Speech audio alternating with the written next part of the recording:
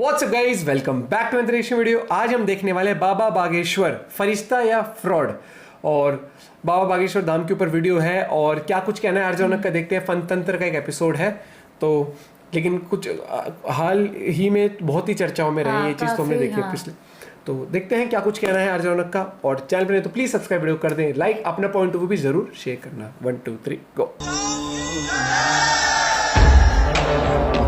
बागेश्वर बाबा दरबार में तकरीबन 10 लाख से ज्यादा लोग पहुंचे। बिहार में बाबा बागेश्वर का दरबार सजा है। बाबा फुल फॉर्म में है बाबा बागेश्वर उर्फ धीरेंद्र शास्त्री, एक ऐसे नौजवान जिसने आज पूरे हिंदू समाज में हलचल मचा रखी है। उन्हें सुनने वालों की तादाद आज करोड़ों में पहुंच चुकी है। वो जहां जाते हैं वहां लाखों की भीड़ इकट्ठा हो जाती है। आराम से वो पटना आए तो वहां 10 किलोमीटर लंबा जाम लग गया।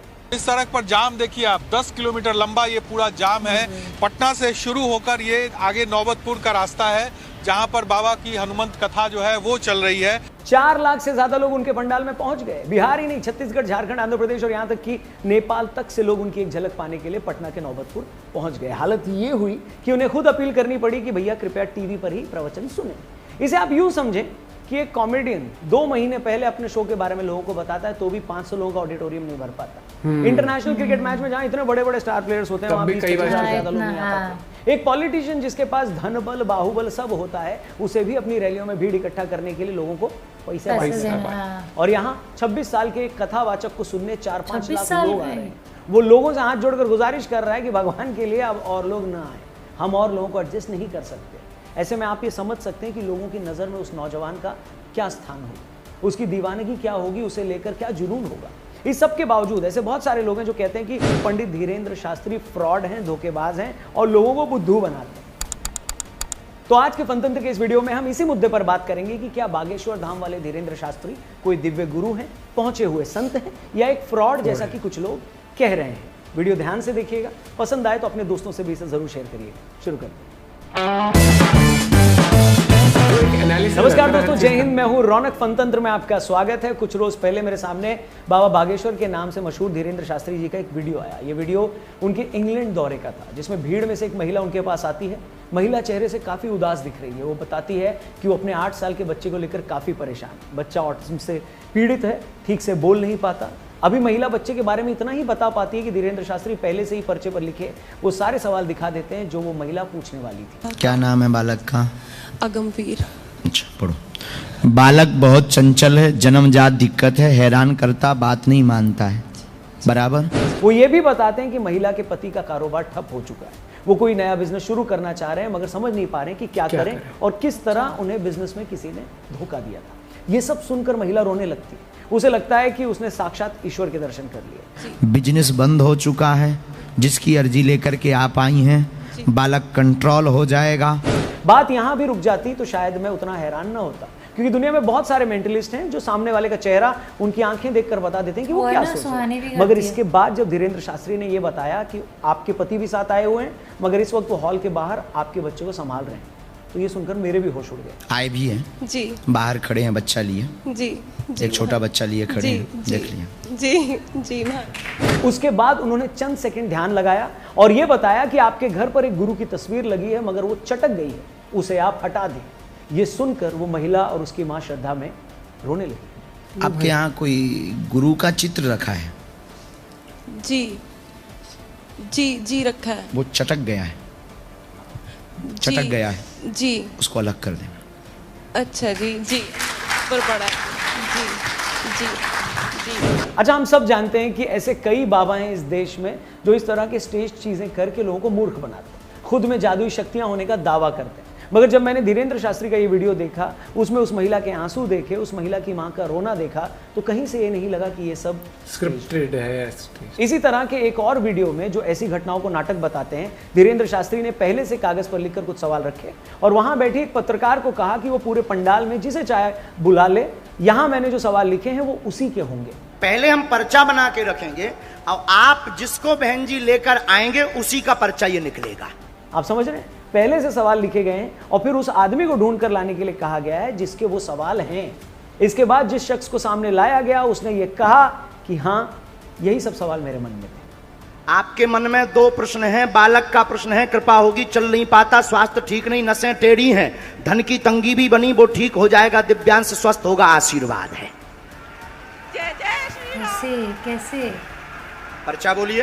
अच्छा, ऐसे एक नहीं दसियों वीडियोस यूट्यूब Explain पर नहीं भरे कर सकते पड़े हैं हम जिसमें इस आप बागेश्वर बाबा के चमत्कार देख सकते हैं।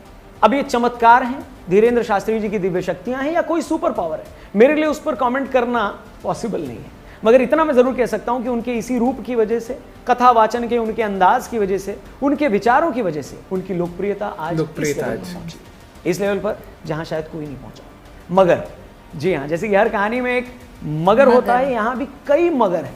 मगर इस सब के बावजूद धीरेन्द्र शास्त्री जी कई लोगों को फूटी आंख नहीं सुहा रहे। वो उन्हें फ्रॉड, पाखंडी और न जाने क्या क्या कह रहे हैं। और अगर आप मुझसे पूछें तो मैं कहूंगा कि मुझे अभी तक समझ में नहीं आ रहा है कि धीरेन्द्र शास्त्री के आलोचकों की असल परेशानी आखिर है क्या। अभी वो पटना आने वाले थे तो तेज प्रताप यादव ने कहा कि वो हिंदू मुस्लिम करेंगे तो मैं उन्हें एयरपोर्ट से ही भगा दूंगा। अगर बागेश्वर बाबा हिंदू मुसलमान भाई को लड़वाने के लिए आ रहे हैं तो मैं उनका विरोध करूंगा, उनको एयरपोर्ट पर घेराव में करने का काम करूंगा। आरजेडी के स्टेट प्रेसिडेंट ने कहा कि धीरेन्द्र शास्त्री को जेल में डाल देना चाहिए। इससे पहले यही लोग उन्हें देशद्रोही और ढोंगी तक बता चुके हैं। इनका कहना है कि धीरेन्द्र शास्त्री के पास कोई जादुई शक्तियां नहीं है, ये तो बस ट्रिक है।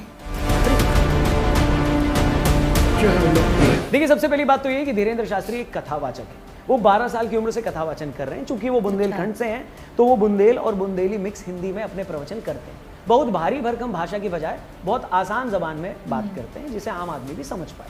अब कोई कथावाचक आसान जबान में, लोगों की जबान में थोड़ी मस्ती के साथ अगर उन्हें अपने धर्म के बारे में शिक्षित कर रहा है तो इसमें प्रॉब्लम क्या है?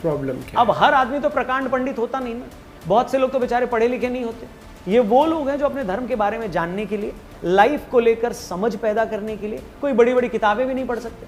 इन्हें आप ये नहीं बोल सकते ना भैया जाओ और जेम्स क्लियर की एटॉमिक हैबिट्स पढ़ लो या मार्क मैनसन की किताबें पढ़ लो। अब ऐसे लाखों करोड़ों लोग अगर धीरेन्द्र शास्त्री जैसे कथावाचकों के कार्यक्रम के जरिए अगर अपने धर्म को जान रहे हैं, उनकी बातें सुनकर जीवन में कुछ अच्छा करने के लिए इंस्पायर हो रहे हैं, तो किसी को क्या प्रॉब्लम हो सकती है? हमारे हिसाब से बात बदल दी जाए, रोक दिया जाए। इन लाखों करोड़ों लोगों में से कई ऐसे भी लोग हैं जो इस तरह के भागवत कार्यक्रमों में आकर मुफ्त का लंगर भी खाते हैं, वहां कुछ घंटे ठहर पाते हैं। ये वो लोग हैं जो जीवन में बदलाव के लिए, कुछ नयापन लाने के लिए हजारों रुपए खर्च करके कहीं घूमने नहीं जा सकते। अब ऐसे लोग अगर धीरेन्द्र शास्त्री या उन जैसे किसी कथावाचक के कार्यक्रम में जाकर पॉजिटिव महसूस करते हैं, मुफ्त भोजन करते हैं, नए लोगों से मिलते हैं, तो इसमें बुराई क्या है भाई? बुराई क्या है? अच्छा, कई लोग कहते हैं कि पर्ची में पहले सवाल लिखने का मतलब ये नहीं है कि उनमें कोई दिव्य शक्ति है। मैं कहता हूं चलो नहीं है, लेकिन इससे प्रॉब्लम क्या है? मतलब बात तो ये है ना कि जो आदमी उनसे सवाल पूछने आया है उसको कोई सोल्यूशन वो बता रहे हैं या नहीं। अगर सवाल पूछने वाला धीरेन्द्र शास्त्री के जवाब से संतुष्ट है और उनकी बात मानकर अगर उसका लाइफ चेंज हो रहा है, बदल रहा है, उसे जिंदगी में कुछ नई प्रेरणा मिल रही है, तो तीरू ने वीडियो ऐसे ही बनाई थी, याद है तुझे? मन की बात कैसे जानी? रांडा बर्न की बेस्ट सेलर किताब सीक्रेट में एक बात बार बार दोहराई गई है और वो है फेथ, यानी भरोसा। किताब में बार बार कहा गया है कि जो आप चाहते हैं उस पर भरोसा रखिए, विजुअलाइज करें कि वो आपको मिल गया है, ऐसा मानकर मेहनत कीजिए और एक दिन वो आपको मिल भी जाएगा। ये बात तब भी लागू होती है जब हम किसी डॉक्टर के पास जाते हैं। हमें भरोसा होता है कि डॉक्टर के पास आ गए हैं तो ये मुझे ठीक ही कर दें। और जब आप किसी धार्मिक व्यक्ति से मिलते हैं तब भी यही भरोसा सबसे ऊपर होता है। ये जो पर्चा है, हमने उनको कुछ भी नहीं बताया है, उन्होंने सब कुछ खुद ही लिखा है। उन्होंने लिखा हुआ है कि आपके हस्बैंड का काम पूरा होगा ही। विश्वास है आपको? विश्वास है, डेफिनेट। अगर धीरेन्द्र शास्त्री किसी के मन की बात जानकर उसे पहले लिख लेते हैं और फिर उस शख्स को दिखाते हैं कि देखो मैंने पहले ही लिख लिया था, तो ऐसा करके वो उस इंसान का भरोसा ही तो जीतते हैं और वो इंसान भी उन पर भरोसा करता है। और इसी भरोसे को रखकर जब वो उनके बताए गए उपायों पर अमल करता है तब उसे रिजल्ट भी मिलता है, और रिजल्ट मिलता है, लोगों को मिल भी रहा है, तभी तो हर दिन उनको मानने वालों की तादाद लाखों में बढ़ती जाए। वरना तो मोहल्ले में एक परचून की दुकान भी ठीक से अगर सामान न देना तो एक आध बार के बाद तो लोग भी वहां जाना बंद कर देते। यहाँ तो हम फिर भी एक चमत्कारिक शख्स की बात करें। सच कहूं तो असल मुद्दा ये है ही नहीं। इस बात से कोई लेना देना ही नहीं कि धीरेन्द्र शास्त्री दिव्य पुरुष हैं या कौन में। दिक्कत है उनकी पॉपुलैरिटी। दिक्कत है कि सनातन धर्म की बात करने वाला इतनी तेजी से ऊपर उठ गया। बहुत अफसोस के साथ ये कहना पड़ रहा है कि इस देश और देश के बाहर एक ऐसी लॉबी है जो हर उस आदमी को बदनाम करना चाहती है जो सनातन की बात करता है। ये वो लोग हैं जिन्हें लगता है कि अगर हिंदू धर्मगुरु कथावाचक को बदनाम करोगे, उनकी क्रेडिबिलिटी को खराब करोगे, तो हिंदू धर्म अपने आप ही बदनाम हो जाएगा। वरना क्या जादू टोने के नाम पर लोगों को मूर्ख बनाने वालों की कमी है? और किस धर्म से ऐसे फ्रॉड लोग नहीं हैं? अब ऐसे टोटकों से शर्तिया इलाज करने वालों के अखबारों में विज्ञापन पढ़ लीजिएगा, उन अखबारों में उन लोगों के नाम भी पढ़ लीजिएगा और फिर पता चल जाएगा कि सबसे ज्यादा कौन ये काम कर रहा है। मगर जैसा कि मैंने कहा, इन लोगों को किसी धार्मिक आदमी के फ्रॉड और ढोंगी होने से कोई लेना देना नहीं है। इनकी तकलीफ तो बस सनातन की बात करने वाले एक यंग हिंदू की जबरदस्त पॉपुलैरिटी, ऐसी लोकप्रियता जो हाल के सालों में किसी को नहीं। देखिए, ये भी सच है कि बहुत सारे लोग धर्म की आड़ में गलत काम करते पाए गए हैं। इनमें बाकी धर्मों के साथ कई हिंदू बाबा भी रहे हैं। मगर ये भी सच है कि अगर ऐसे 2, 4, 5, 6 लोग हुए भी हैं तो इसका मतलब ये नहीं ना कि जो भी धर्मगुरु या कथावाचक धर्म प्रचार कर रहा है वो फ्रॉड ही है। जनता की खुद की अपनी एक अंडरस्टैंडिंग होती है और ऐसे लोगों से जुड़े उनके खुद के एक्सपीरियंसेस होते हैं, निजी अनुभव, और लोगों के लिए हर बात से ऊपर होता है उनका निजी अनुभव, उनका खुद का एक्सपीरियंस। मगर जैसा कि मैंने कहा, कुछ लोगों को इससे कोई लेना देना नहीं। उन लोगों के लिए हर हिंदू संत फ्रॉड है, उनके लिए धीरेन्द्र शास्त्री भी धोखेबाज है, उनके लिए गुरुदेव श्री श्री रविशंकर जी भी नकली हैं, और सदगुरु के खिलाफ एजेंडा चलाना तो इन लोगों का फेवरेट टाइम पास। इसलिए ऐसे लोगों पर ध्यान मत दीजिए। तो देखिए, भरोसा तो अगले पल का नहीं होता, गारंटी तो हम अपनी खुद की नहीं ले सकते कि कल क्या करने वाला। लेकिन ये भी सच है कि दुनिया तो चलती भरोसे पर ही है। तो आप भी भरोसा रखिए, इंसान को नहीं, उसकी बात को बात अगर धर्म की है, समझ में आ रही है, तो फौरन लाइफ में इंप्लीमेंट करिए, उसे उतार लीजिए जीवन में। बात कहने वाला अगर कल को गलत भी साबित हो जाए, लेकिन आपने उसकी कही बात अगर पकड़ ली और उससे कुछ सीख लिया और लाइफ में चेंज हुआ ना, कुछ अच्छा कोई नहीं छीन पाएगा। और यही सबसे बड़ी बात है, यही इकलौती बात है। फिलहाल आज के फनतंत्र में इतना ही। ये वीडियो, ये बात अगर आपको सही लगी हो तो इसे अपने दोस्तों से और अपने जानने वालों से जरूर शेयर करिएगा। और हमारे यही वाली बात है कि अगर देखो, एक याद है हमने रिएक्ट किया था जब बिल्कुल शुरू में ये पूरा एकदम से वायरल हुआ था पूरा, तो तब धीरू ने बनाया था, है ना, धीरू मंचक चैनल पे। उसने बोला था कि ठीक है, लेकिन ना तो इनका ऐसा है कि हमें बड़े बड़े ये चीज़ें दान करो या हमें पैसे दो या हमें दक्षिणा दो।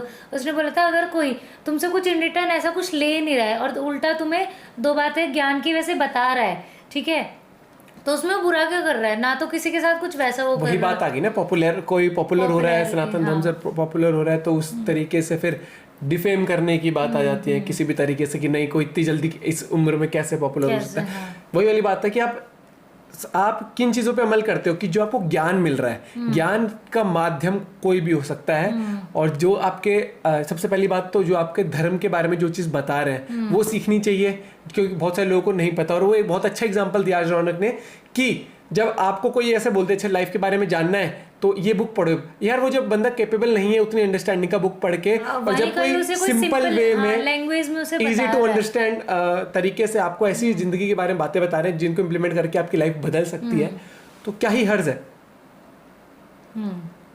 क्या ही हर्ज है उस चीज में। क्योंकि ये चीज भी बोली बहुत अच्छी कि अगर कोई इंसान गलत भी साबित हो जाता है, लेकिन अगर उसकी बातें आपकी लाइफ में कुछ पॉजिटिव लाई हैं, चेंजेस लाई हैं, तो आपको उन बातों को समझना चाहिए। क्योंकि भरोसा जो है ना, देखो भरोसा बनते टाइम लगता है, टूटते भी टाइम नहीं, भरोसा बनने में टाइम लगता है, टूटने में कोई टाइम लगता। लेकिन जब आपने भरोसा किया तो आपने बातें समझकर, किसी की शक्ल देख के आप कभी भरोसा नहीं करते किसी पे।